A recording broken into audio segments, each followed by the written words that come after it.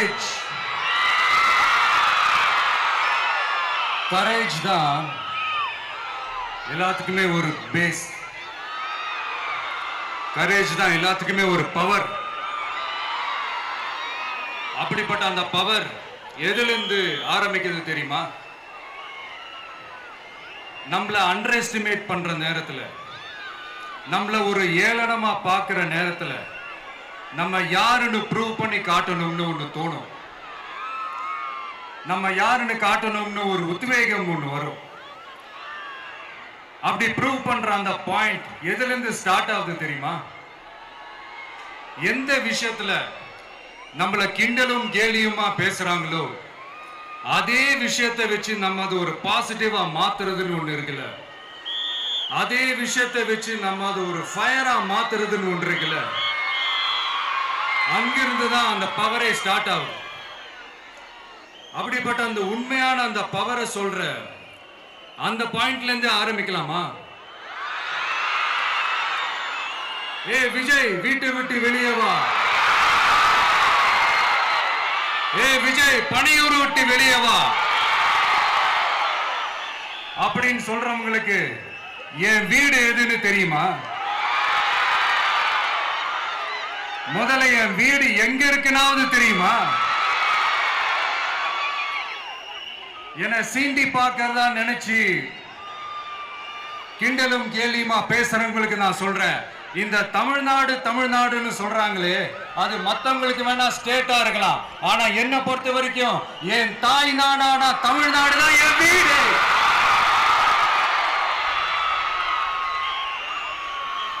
என் வீட்டுல மொத்தம் எத்தனை பேர் இருக்காங்க தெரியுமா?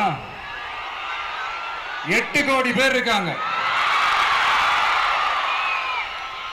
ஒட்டுமொத்த தமிழ்நாட்டு மக்களும் என் வீட்டு மக்கள், என் குடும்பம், என் உறவு, என் சொந்தம். எனக்கு எல்லாமும் கொடுத்த இந்த 8 கோடி சொந்தங்களுக்கு இனிமே எல்லாமுமா கூட நிக்க போறது இந்த விஜய் மட்டும்தான். தமிழ்நாட்டோட முதல் படை வீரனா, தமிழ்நாட்டோட முதல் பாதுகாவலனா அவங்க கூடவே நிக்கணும்ன்றதுதான் என்னுடைய குறிக்கோள். இன்னைக்கு இந்த விஜய், உங்க விஜய் உங்ககிட்ட ஓட்டு கேட்டு மட்டுமே வரல, உங்ககிட்ட நீதி கேட்டும் வந்திருக்கிற. ஆக்சுவலா உங்களுக்காக நீதி கேட்கறதுக்காக தான் நான் அரசியலுக்கே வந்தேன். ஆனா இன்னைக்கு நான் உங்ககிட்ட நீதி கேட்கறதுக்காக வந்திருக்கிறேன். இந்த விஜய் என்னங்க தப்பு பண்ணா? தன்னை நேசிச்ச தன்னுடைய மக்களுக்காக அரசியலுக்கு வந்தா அது ஒரு தப்பா?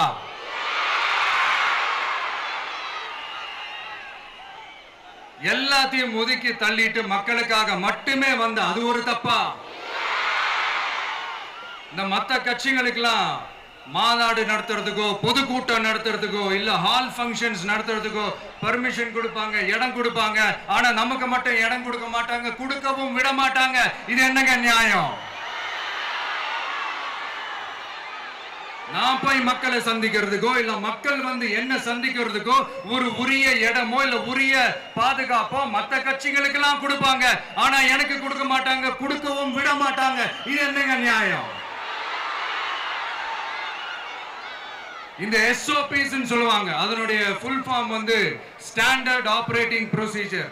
ஆனா எனக்கு மட்டும் அது ஸ்டாலின் சார் ஆபரேட்டிங் ப்ரொசீஜர். இது என்னங்க நியாயம்? இந்த விஜய் உண்மையானவன்றது உங்க எல்லாருக்குமே தெரியும். நமக்கு எதிராக சதி செய்யறது யாரு, நமக்கு எதிராக சூழ்ச்சி செய்யறது யாரு, நமக்கு எதிராக பழி போடுறது யாரு, யாரெல்லாம் ஒன்னா சேர்ந்து இதெல்லாம் செய்யறாங்கன்றது உங்க எல்லாருக்குமே நல்லா தெரியும். அதனால என்னோட சொந்தங்களாகிய உங்ககிட்ட வந்து நான் நீதி கேட்காம வேற யாருக்கிட்ட தான் போய் கேட்பேன்?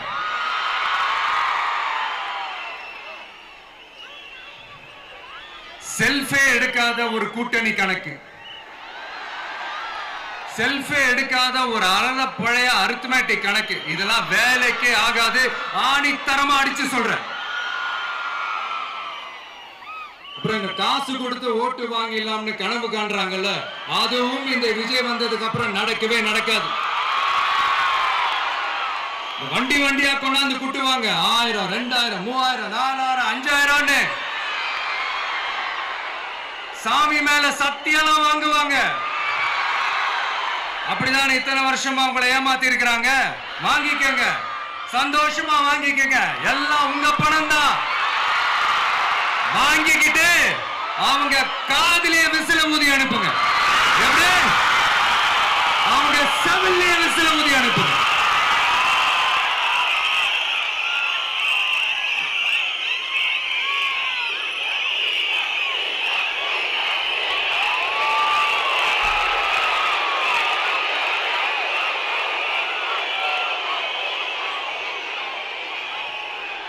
அடுத்து நம்மளுடைய ஜென்சி அடுத்த இளம் தலைமுறையினருக்கும் ஒன்று நான் சொல்லணும்னு நினைக்கிறேன். இந்த பணத்தை கொடுத்து ஏமாத்தி ஓட்டு வாங்குற அந்த கலாச்சாரம் ஒழியணும். பணத்தை கொடுத்து ஏமாத்தினா ஏமாறுவீங்க. உங்களை தான் கேட்கிறேன், பணத்தை கொடுத்து ஏமாத்தினா ஏமாறுவீங்க?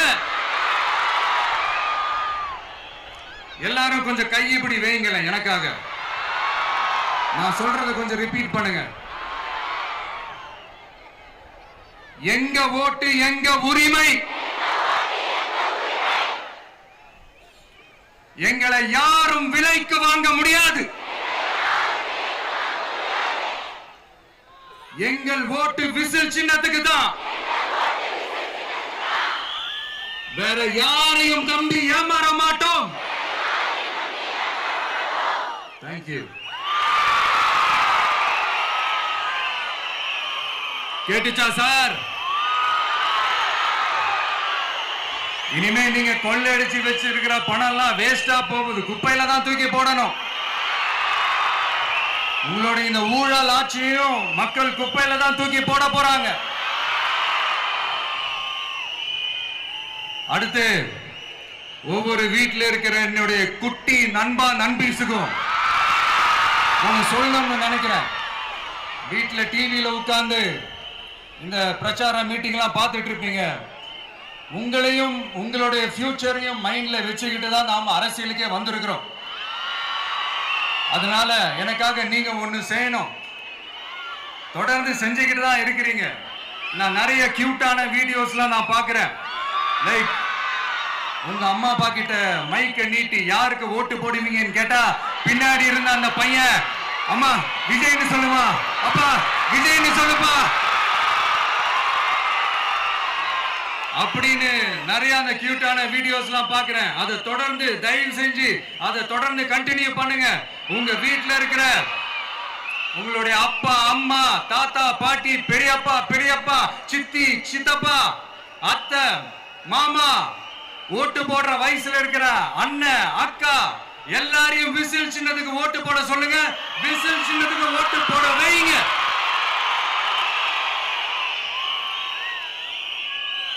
இந்த தேர்தல் நெருங்கிற இந்த நேரத்தில் பொலிட்டிக்கலா ஸ்பீக்கிங் டு த பாயிண்ட் ஒரே ஒரு விஷயம் நான் சொல்லணும். நாங்க அரசியலுக்கு வந்தது எந்த கட்சியும் ஒழிக்கிறதுக்கோ அழிக்கிறதுக்காகலாம் நாம அரசியலுக்கு வரல.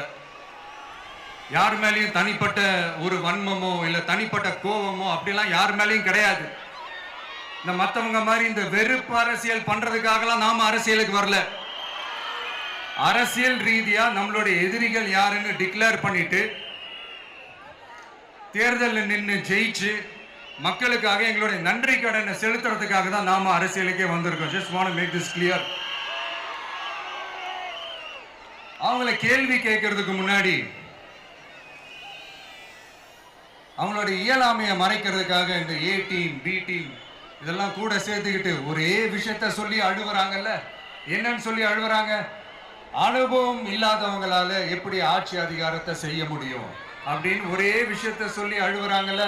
அந்த அழுகைக்கு நாம ஒரு பதிலடி கொடுக்கணும்ல. மக்களே, நான் உங்களையே கேட்கிறேன், தெரியாம தான் கேட்கிறேன். இந்த அனுபவம் அனுபவம் அனுபவம்னு சொல்றாங்களே, அதிகாரத்தை வச்சு மக்கள் பணத்தை கொள்ளையடிச்சதை தாண்டி வேற ஏதாவது கொம்பு முளைச்ச பெரிய அனுபவம் இவங்களுக்கு இருக்குதா?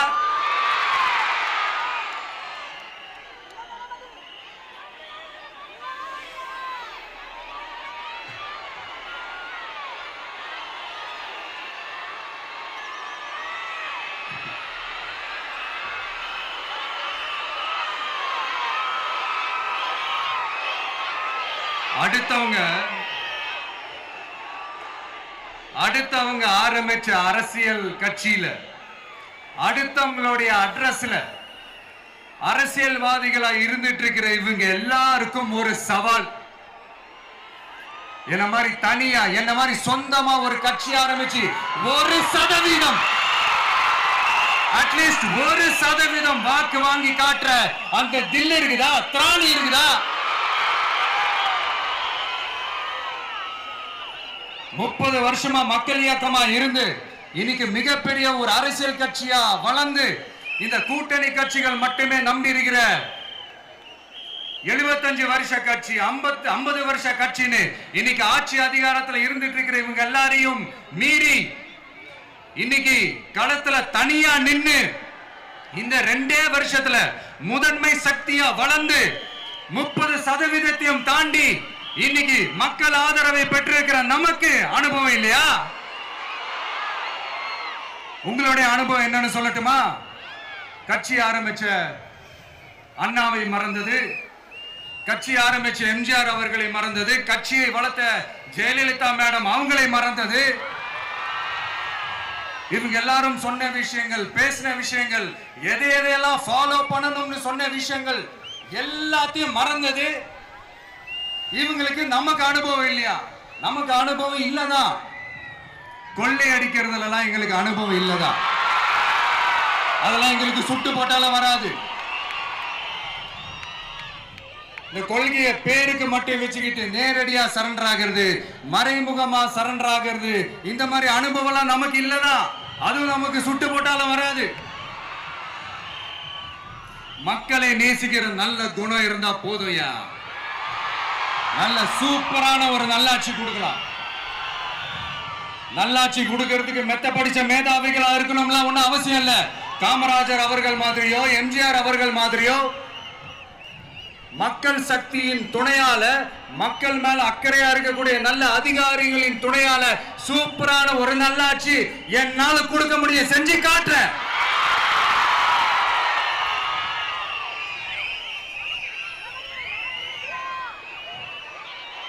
நாலரை வருஷம் ஆச்சு, 4.25 வருஷத்துக்கு மேல ஆகுது. இப்போ ஒவ்வொரு வீட்டு கதவையா தட்டி உங்கள் கனவுகளை சொல்லுங்கள், உங்கள் கனவுகளை சொல்லுங்கள், நாங்கள் அதை நிறைவேற்றி காட்டுறோம். இல்ல, ஸ்டாலின் சாருக்கு மக்கள் சார்பா ஒரு கேள்வி. மக்களுடைய கனவு என்னன்னு உங்களுக்கு தெரியுமா சார்? அது சரி, அவங்க என்ன நினைக்கிறாங்கன்னு உங்களுக்கு தெரியாது, அதுக்கப்புறம் எப்படி அவங்க கனவுகளை பத்தி உங்களுக்கு தெரியும். மக்களோட கனவு என்னன்னு நான் சொல்லட்டுமா சார்? 2019, 2021, 2024 இந்த 3 தேர்தலையும் மக்கள் உங்களுக்கு வாக்களிச்சதுக்கு காரணம் நீங்க மக்களுக்கு ஏதாவது நல்லது செய்வீங்கன்னு நம்பிதான். ஆனா நீங்க மக்களுக்கு கொடுத்த பரிசு மக்களுக்கு பாதுகாப்பே இல்லாத மக்கள் விரோத ஆட்சி. அந்த மக்கள் விரோத ஆட்சியை அகற்றிட்டு அந்த இடத்தில் தமிழக வெற்றி கழகத்தை ஆட்சி பீடத்தில் அமைக்கணும் அப்படின்றதுதான் மக்களுடைய ஒரே கனவு. இந்த மக்கள் விரோத திமுக அரசை நிலைக்க கூடாது அப்படின்றதுதான் மக்களுடைய ஒரே கனவு. 100% தூய சக்தி டிவிக்கு ஆட்சி அமைக்கும். அதுல உங்களுடைய கனவுகள், உங்களுடைய ட்ரீம்ஸ் எல்லாமே ஃபுல்ஃபில் ஆகும், நிஜமாகும்.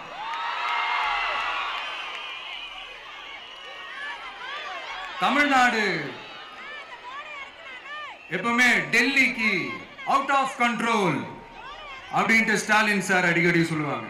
ஸ்டாலின் சார் எது எதுலாம் அவுட் ஆஃப் கண்ட்ரோல் இப்ப நான் கொஞ்சம் சொல்லட்டுமா? முதல்ல சட்டம் ஒழுங்கெல்லாம் அவுட் ஆஃப் கண்ட்ரோல்,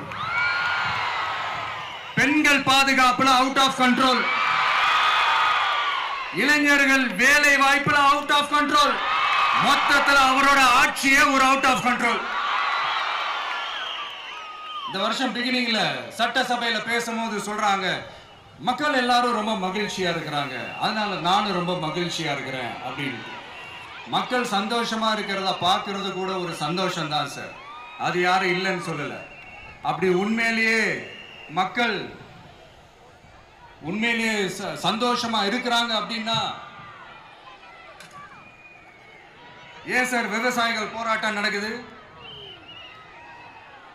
ஏன் சார் மீனவர்கள் போராட்டம் நடக்குது? ஏன் தொழிலாளர்கள் போராட்டம் நடக்குது? தூய்மை பணியாளர்கள் போராட்டம் ஏன் நடக்குது?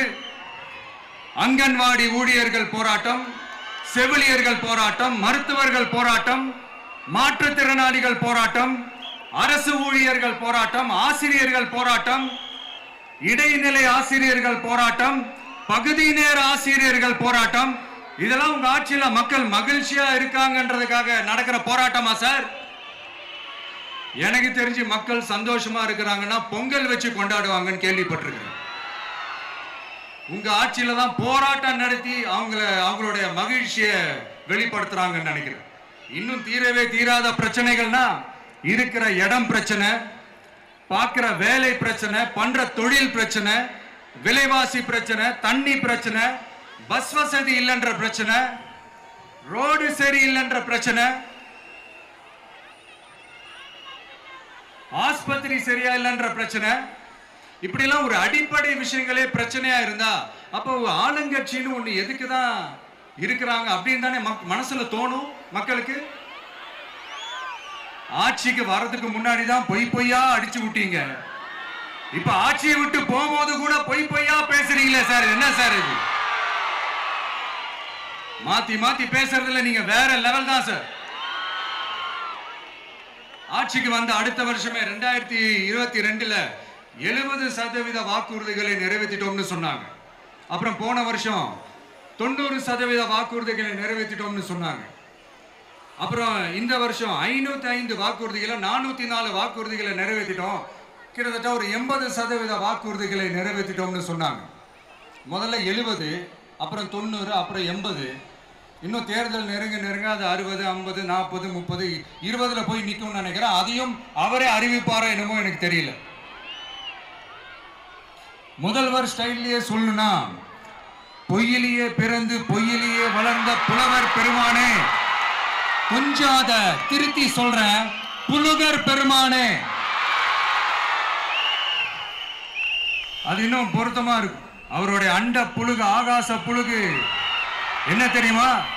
பெண்களுக்கு பாதுகாப்பு தமிழ்நாட்டில் எங்க போனாலும் கொட்டி கிடக்குதான். அப்படி அது உண்மைனா அண்ணா யூனிவர்சிட்டி அந்த பொண்ணுக்கு ஏன் சார் அப்படி ஒரு கொடுமை நடந்துச்சு?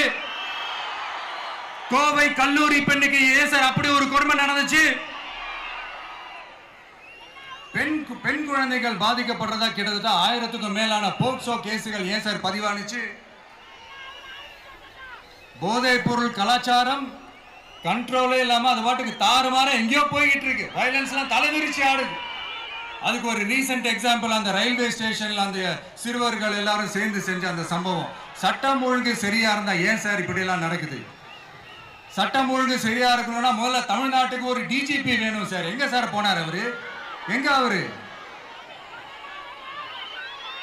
சும்மா இந்த ஆக்டிங் ஆபீசரை வச்சுக்கிட்டு அரசாங்கத்தை நடத்துனீங்கன்னா இப்படிதான் சட்டம் ஒழுங்கு சந்தி சிரிக்கும். முதல்ல தமிழ்நாட்டுக்கு ஒரு டிஜிபியை போடுங்க சார். அதுக்கப்புறமாச்சும் சட்டம் ஒழுங்கு சரியாகுதான்னு பார்ப்போம். சரிப்பா, கேள்வியா கேட்கிறியே, நீ வந்தா என்ன செய்வ அதானே கேட்கிறீங்க. கரெக்ட், கேட்கணும். மக்களோட அடிப்படை தேவைகளை தீர்க்கிறது தான் நம்மளுடைய ஃபர்ஸ்ட் வேலையே. அதை தீர்க்கிறதுக்கான அந்த தேடி போறது, அதோட சொல்யூஷனை தேடி போறது தான் நம்மளுடைய ஃபர்ஸ்ட் அஜெண்டாவே. கொஞ்சம் வெயிட் பண்ணுங்க, தேர்தல் அறிக்கை ரெடி ஆயிட்டு இருக்கு. தெளிவான ஒரு தேர்தல் அறிக்கையாவது வரும். என்ன நம்புற உங்களை நான் டிசப்பாயிண்ட் பண்ணவே மாட்டேன்.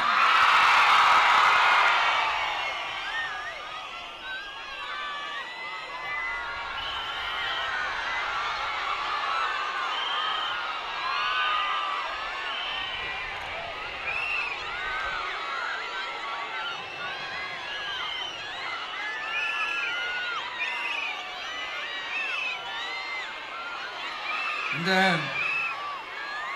சும்மா ஆட்சிக்கு வரணும்ன்றதுக்காக இந்த நடைமுறைக்கு சாத்தியமே இல்லாத இந்த மாதிரி விஷயங்கள் எல்லாம், வாக்குறுதிகளை நான் என்னைக்குமே கொடுக்கவே மாட்டேன். அதே மாதிரி ஆட்சிக்கு வந்ததுக்கு அப்புறம் கூட அவங்க அது தரல, இவங்க இது தரல அப்படின்லாம் பம்மிக்கிட்டு இல்லாம உங்களுக்காக எந்த எக்ஸ்ட்ரீமுக்கும் போய் நான் போராடவும் தயாரா இருக்கிறேன். அதனால நான் மறுபடியும் இதை நான் ரிப்பீட் பண்றேன். இவ்வளவு நாள் இதை நான் மட்டும் தான் சொல்லிக்கிட்டு இருந்தேன். இப்ப களமே சொல்லுது, ரெண்டே ரெண்டு பேருக்கு நடுவுல தான் போட்டியே. ஒண்ணு இன்னொன்னு ஒண்ணு தூய சக்தி டிவிக்கு, இன்னொன்னு தீய சக்தி டிஎம்கே.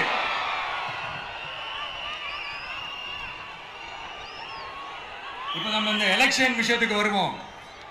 விஜய் என்னப்பா இவரை மட்டும் தான் எதிர்க்கிறாரு, இவங்களை எதிர்க்க மாட்டேன்றாரு, அவங்கள பத்தி எதுவுமே சொல்ல மாட்டேங்கிறாரு. இல்ல நான் கேட்கிறேன், இது யாருக்கான எலெக்ஷன்? தமிழ்நாடு சட்டசபைக்கான ஒரு தேர்தல். இப்ப இங்க யார் ஆட்சியில் இருக்கிறா? யாரு பொய்யா வாக்குறுதிகளை கொடுத்து மக்களை ஏமாத்துறது? யாரு மக்கள் விரோத ஆட்சியை நடத்துறது? அப்ப இங்க யாரை அகற்றணும்? இந்த மக்கள் விரோத திமுக அரசை அகற்றணும்னா நம்ம யாரை எதிர்க்கணும்? எதுக்கு தேவையில்லாம பல முறை மக்கள் ஆல்ரெடி டிலீட் பண்ணவங்களை எதுக்கு? நம்மளுடைய கான்சென்ட்ரேஷன், நம்மளுடைய டார்கெட் திமுகன்றப்போ டார்க்னஸ் குள்ள எதுக்கு கல்லெறியணும்? இங்க மக்களை விரும்புற விஜய் வேணுமா, இல்ல மக்கள் விரோத ஆட்சி நடத்துற ஸ்டாலின் சார் வேணுமா? அவ்வளவுதான் இந்த தேர்தலே. இதுக்கு நடுவுல வேற யாருமே கிடையாது. புரியுதுங்களா உங்களுக்கு? என் நெஞ்சில் குடியிருக்கும் சேலம் மக்களே,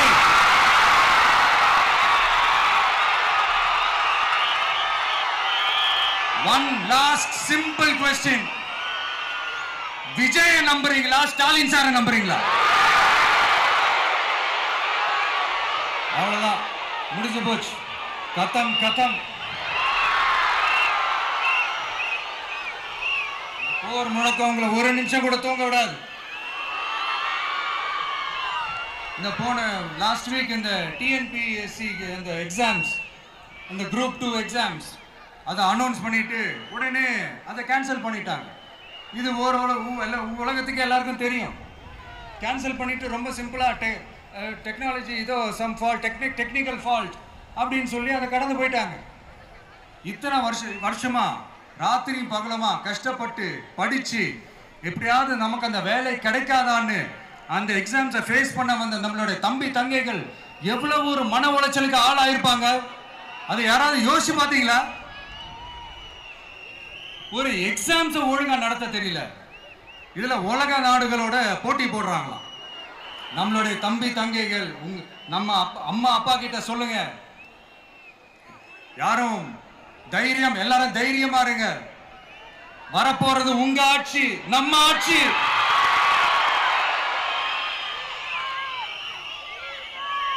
அதனால இந்த மாதிரிலாம் எதுவும் நடக்காம சமூக நீதிக்கான ஒரு நல்ல ஆட்சியை அமைப்போம். இளைஞர்களின் வேலை வாய்ப்புகளை மனசுல வச்சுக்கிட்டு டிரான்ஸ்பரண்டா அதுக்கான ஒரு தீர்வை காணுவோம். நான் விக்கிரவாண்டி மாநாட்டில் பேசும்போது ஒரு பொலிட்டிக்கல் பாம் ஒன்னு சொன்ன ஞாபகம் இருக்கா? ஆட்சியிலையும் பங்கு, அதிகாரத்திலையும் பங்குன்னு ஒன்னு சொன்னேன். இப்போ அந்த பொலிட்டிக்கல் பாம் எல்லா கூட்டணியிலையும் வெடிச்சுக்கிட்டு இருக்கு, தாறுமாற வெடிச்சுக்கிட்டு இருக்கு. ஸ்டாலின் சார்லாம் பதறாரு. ஆட்சி அதிகாரத்துல பங்கெல்லாம் தமிழ்நாட்டில் ஒத்து வராது அப்படின்னு சொல்றாரு. அவங்கள பொறுத்த வரைக்கும் ஜெயிக்கிறதுக்காக மட்டும்தான் கூட்டணி, மற்ற எல்லாத்துக்குமே அவங்க தனி அணி, அவங்க மட்டுமே ஒரே அணி. வெல்வோம் ஒன்றாக, ஆனா வரும் வெல்த் எல்லாம் பார்ப்போம் தனியாக. அந்த வெல்வோம் ஒன்றாக என்றது இதுதான் அந்த சீக்கிரட்டே. புரிய வேண்டியவங்களுக்கு நல்லா புரியும் நினைக்கிறேன். உங்களோட நான் இருக்கேன், நம்மளோட நம்ம மக்கள் இருக்காங்க. இதுக்கு மேல என்ன வேணும்? கான்பிடென்டா இருங்க, நல்லதே நடக்கும், வெற்றி நிச்சயம். மீண்டும் சந்திக்கும் வரை நன்றி, வணக்கம்.